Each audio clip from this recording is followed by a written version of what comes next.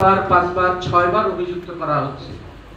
সর্বকালেরই পরিমাপ সকলের জন্য এই প্রতিবাদে খুলনায় পালিত হলো বিশ্ব মেট্রোলজি দিবস। এই উপলক্ষে গতকাল Bangladesh standards and testing institution খুলনার উদ্যোগে আলোচনা সভার আয়োজন করা হয়।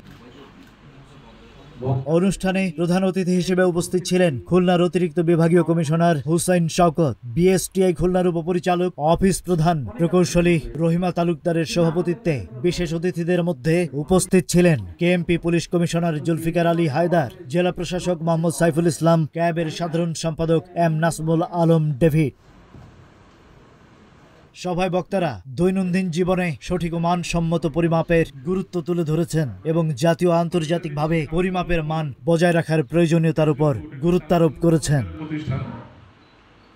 খুলনা প্রতিনিধি শেখ শান্ত ইসলামের তথ্যচিত্রে ডেস্ক রিপোর্ট। সাথে মানে ঈর্ষাবোধ করছে যে আপনারা এক ধাপ আগায়।